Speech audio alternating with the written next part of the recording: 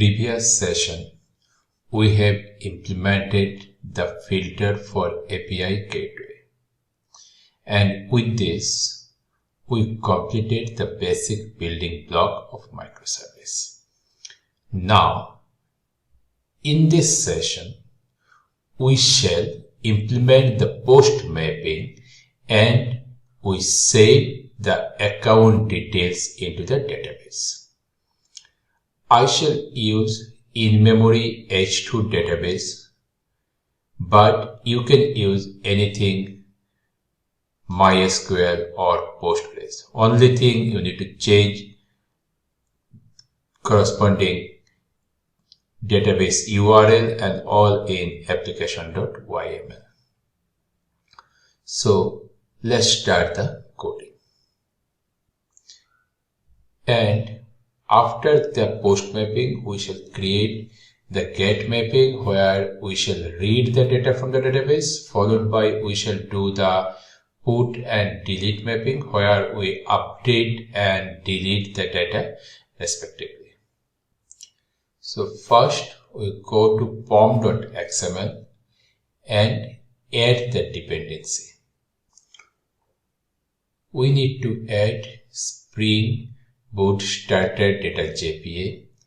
That will enable us to create the repository and connect to the database. And since I am using H2 database, so I need to add a jar for H2 also, dependency for H2 also. So let me quickly add this one. So I have added the H2 database.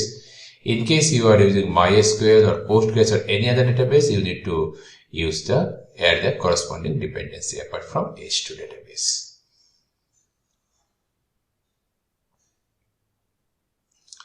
So with this, we have completed the necessary dependency. Let me close other project or actually minimize. Please note, to make this project run, you need to run API gateway, config server, and of course service registry. Otherwise, you may face some error because we have already integrated our application with API gateway, config server, etc. Now, we need to go to application.yml and here we need to add few properties. So, what are the properties? It is data source, then we need to give the URL.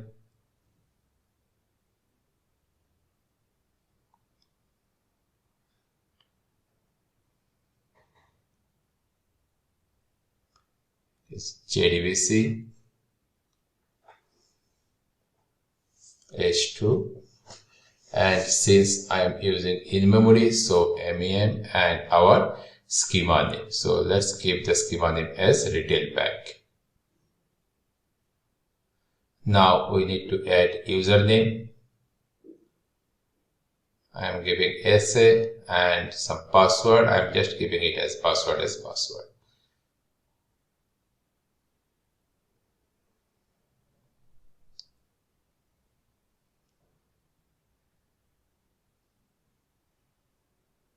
So these are the three things: URL, username, password.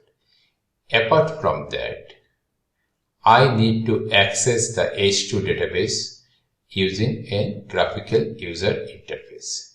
So H2 database comes with an inbuilt H2 console. I need to enable the H2 console so that I can access the data using the H2 console GUI. So for that, I need to get console enabled is true, and we need to keep console path is H2 -console.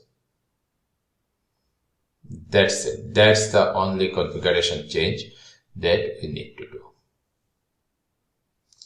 Now, since we make these changes, let me build it again and see everything is building fine because it is to a logical AND.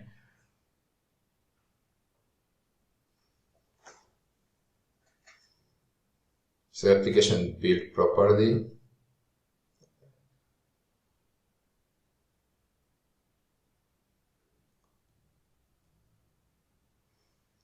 now let me run it. Let's see, there should not be any runtime issue.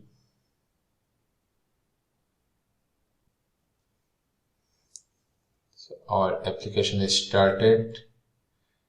Let's quickly go here and we give retail bank 8001/h2 console.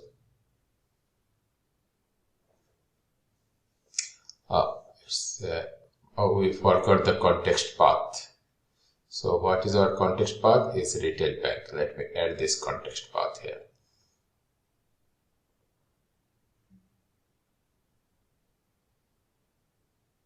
And this is our database. So let me give our password as password and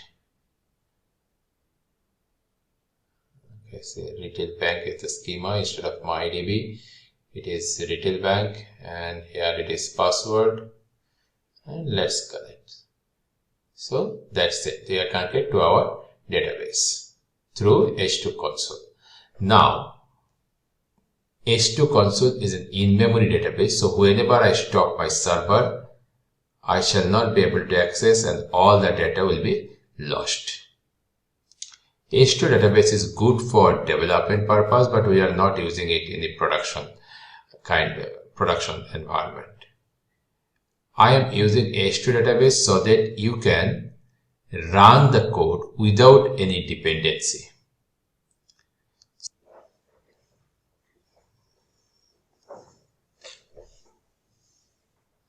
Now let me do one thing. Let me quickly create a branch.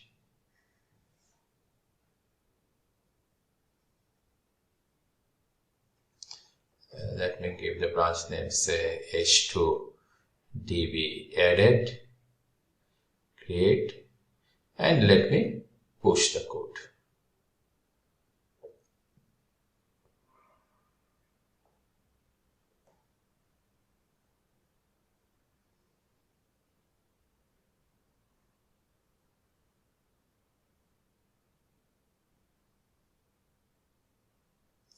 So I push the code.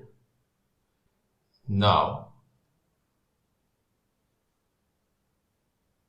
let me stop everything and few more configuration let me do here. So basically when we run this application or start this application, what are the databases? It will be created based on our entity class. So we shall develop these entities and all one by one. So let me go to the account details and this is in our DTO. Let me create a new package called entity.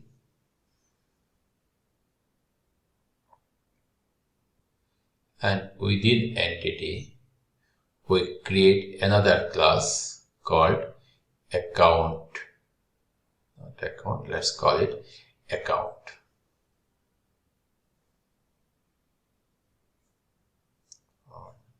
Customer account, whatever it is. Now, this is the class which will contain the data that we need to store into the database, and it will be mapped with a table into our database. So we quickly do that one.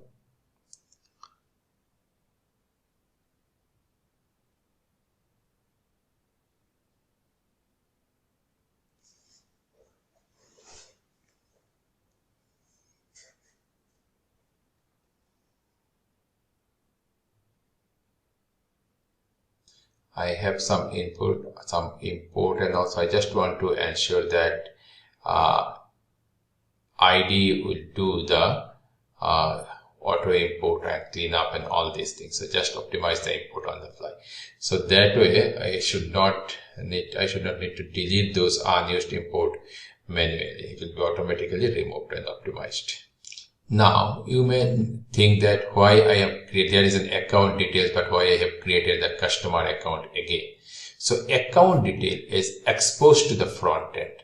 From front end we receive the data and customer account is what is in my backend and that I saved into the database. So basically we read the properties for account details, we set it in customer account and save it into the database. The advantage of this is that it keeps my front end and back end separate. Say tomorrow somebody comes and tells that instead of customer first name it may be user first name, then I can change it here, or say instead of user first name the customer first name, but here it is an user first name and my database column is user first name. So I can still do this one without disturbing my backend, because my backend and front end objects are two different objects. That's the reason we keep the front end and backend separate. Now let's add few annotations.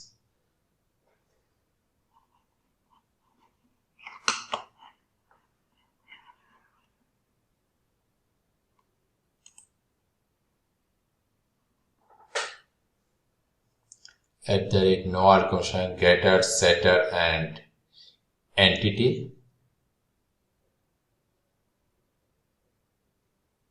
and here I keep the table. So what will be my table name? I give the table name as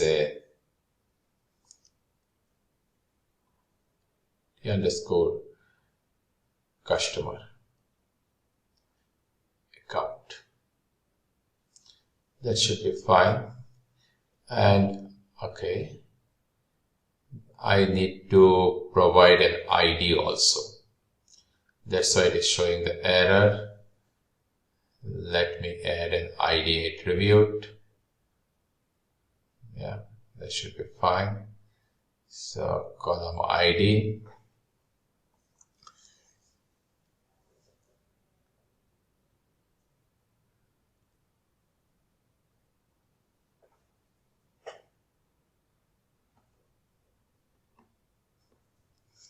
Let me give the name as account ID.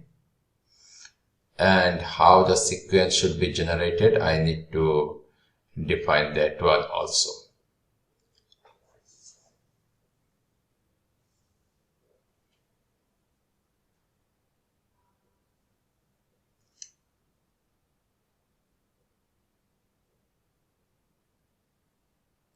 So it should be generated value, and here I can give strategy.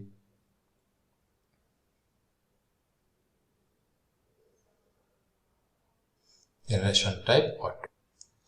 Now for those columns I can give the column name. If I don't give the column name, it will take the same name as property, but it's better to define the column name explicitly. These are the database column name. So let me do it here.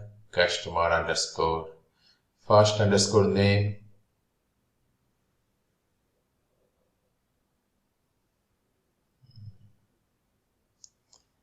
customer underscore last name,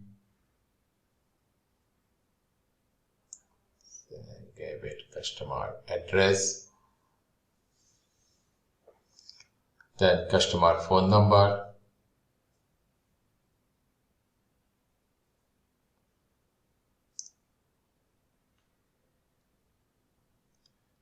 followed by customer account number.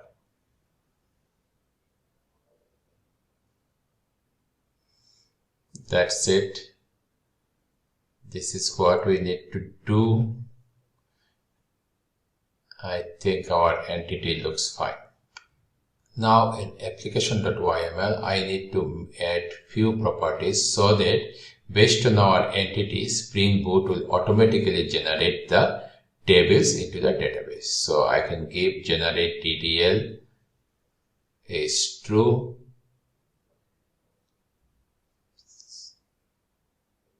So this will generate the tables automatically based on what I have provided in my entity.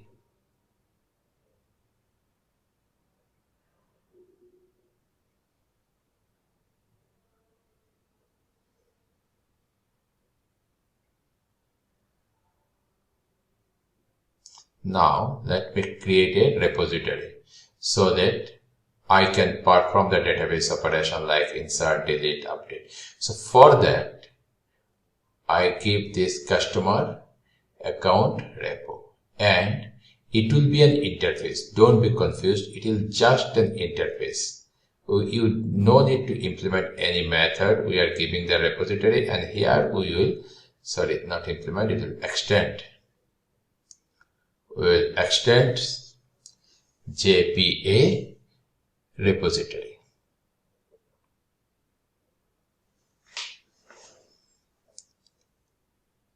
And here, what we'll give the entity name in the first, followed by the data type of the primary key. So in our case, it is long. So that's it. Now we will by default will get some inbuilt method, and you can perform the save and all these things. So don't confuse with repository. You just don't need to do any coding to perform the basic data operations. So let me put it and push it. Yes. Now in the controller, let me create a new package called service. In this service, let me create a new service called account service, and add, it should be @service, and we give few annotation, all argument constructor, getter, and setter. All are coming from Lombok. And SFF4. Yeah, SFF4 has some security issues, but we are ignoring those things now. So here, first of all, I need to inject the repository. So I am just declaring this one private, since customer repository. Since I have the all argument constructor, so constructor based injection will happen automatically.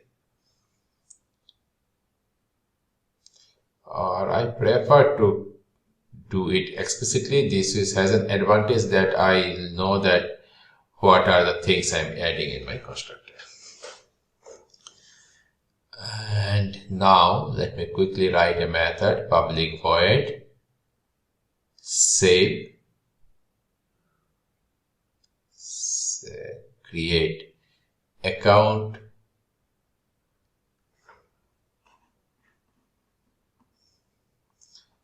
and here let me give account details. So front end I am getting the account details, and here let me quickly make those changes.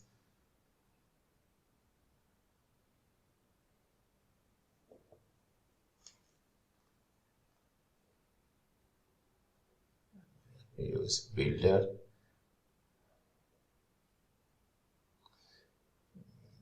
no argument constructor. I remove, it's given error. So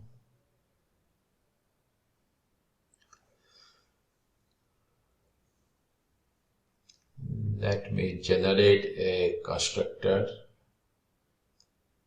select none, this error will go.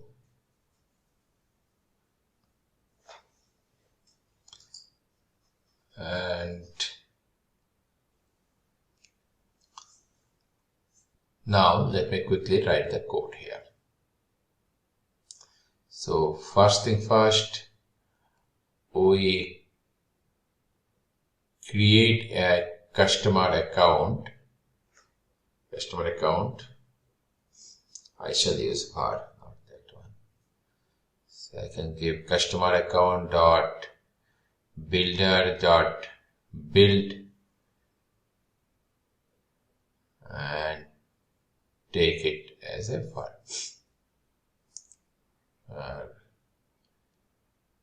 Customer account, and then I shall use beanutil.copy properties to copy all the properties from account details to a customer account. So as long as the property name is same, beanutil will copy them automatically. Say user first name and user first name here same, it will copy automatically by beanutil. No need to write explicitly getter and setter. So let's do that one. Beanutil dot, and I'll take the Spring beanutil, Spring framework beanutils dot copy properties, and it will be account details followed by customer account, and then I need to call that repository customer repo dot save, and I need to pass the entity that I have created as a customer account. That's it. That will save the data into the database. Now, I think I need to remove the builder and the builder notation from the entity, but let me see. Let me run it. Okay, first let me build it, sorry. And there is some error. Constructor, class, retail, and all these things. No argument and all. So, let me remove this.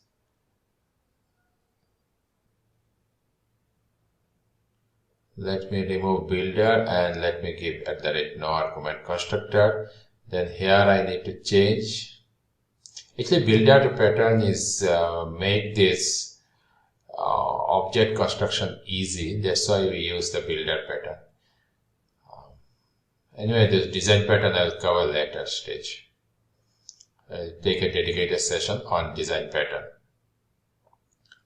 Now we build our application. Application is built, and let me run it. Hopefully it will run if I didn't make any mistake.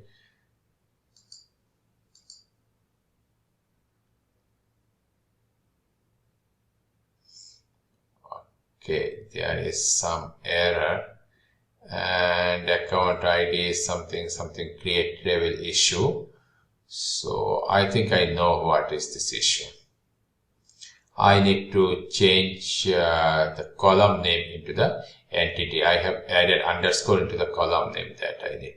So let me quickly change those things. Underscore instead of that I'm giving camel case. So if I do the camel case, then when Spring will create the database, or JPA will create the database, it will automatically add underscore. So this will automatically become the column name as customer underscore first underscore name. So let me do this for others also. Phone number and account number. That's it. Here I have added few things, JPA, update details, and the dialect, but these are not needed also. Line number 20 to 23 I have added, driver I have added, but yeah. So that's it. Now let me stop, build it again.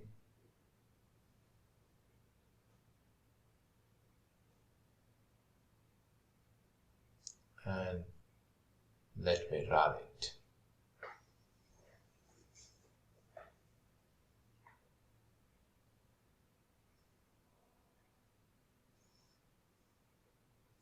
And the application is started. We refresh this one and add the password here. This is the database, and you can see the table has been created automatically, and I get all the columns name and everything. So we are able to create the table structures correctly, So first of all, we can say account details has been saved. And here we do some logic. First we need to inject the account service, the first thing first. So let's do one thing, account service, and I gave private.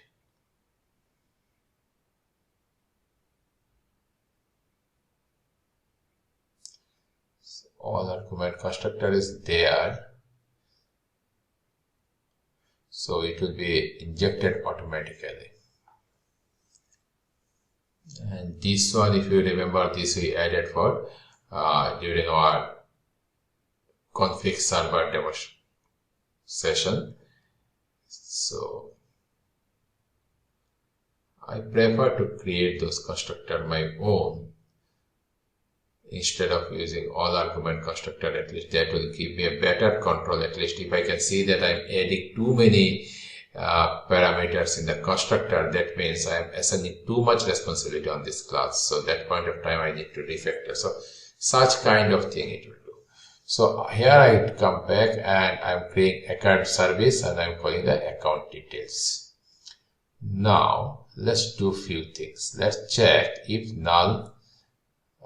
I shall check if null equal to account details. Then we shall just return an response that this is empty.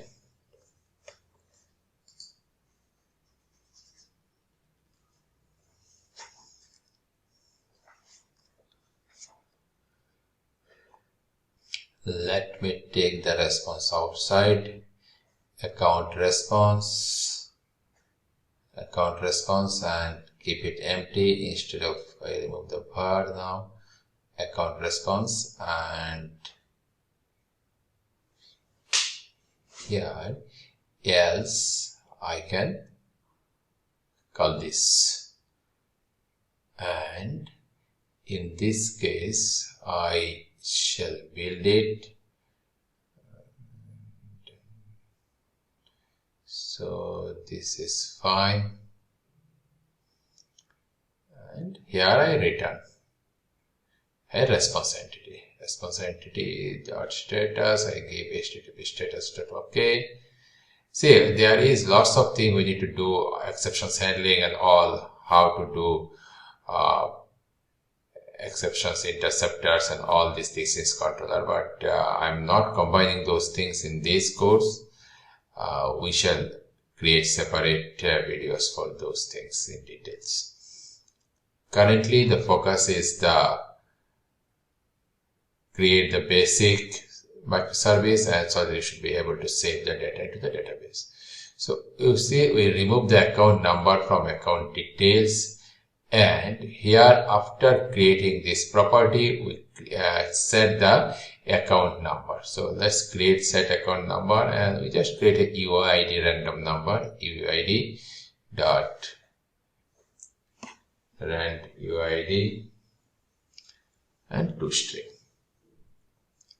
That's it.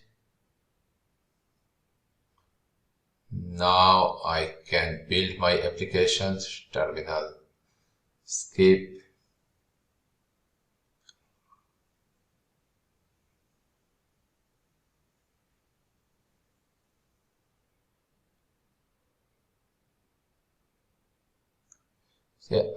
Intentionally I am not skipping any steps. I'm going slow, explaining each and every step, showing those things, so that if you are new to Spring Boot and microservice, you should not face any difficulties to follow the video.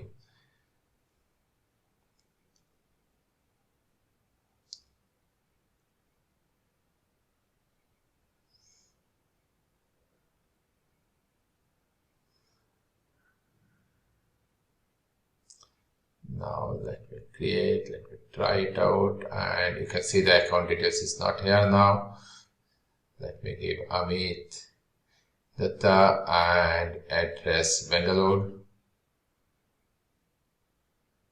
Phone number is this and execute. So yes, okay, I need to change the log details. This one log. So let me change it.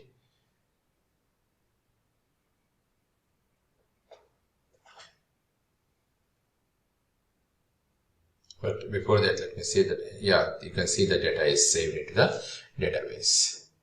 So let me make this customer account has been created. I think that should be fine. And yeah, that should be fine. So let's start our application again.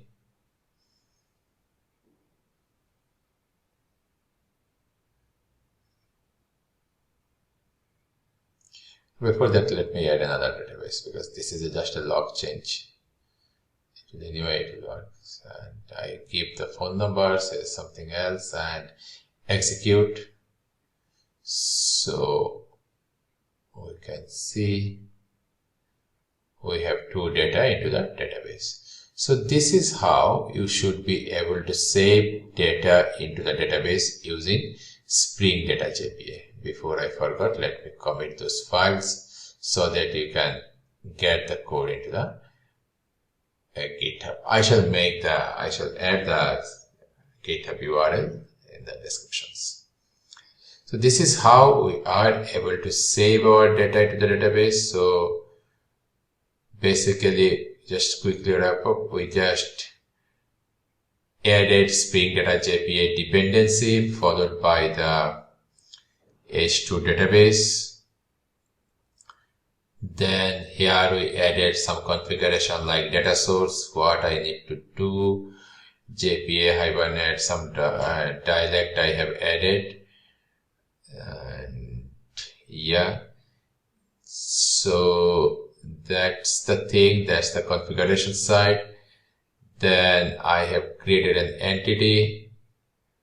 After that, I created a repository, and this is the entity and this is the data type of the primary key. That's it. And yeah, then I created the service where I injected dependency and I am calling just save. So these, don't confuse the save method. These are out of the box with Spring JPA will provide it to us. And in the controller we have injected the service, and that way we are able to save. So now, since we saved the data, in the next session we shall try to use the get mapping to retrieve the data from the database. So that's it. We shall, down the line, we shall implement all the get, put, post, sorry, not post, delete and all. So that's it. If you like this one, please like, share and subscribe. And thanks for your time. Have a good day.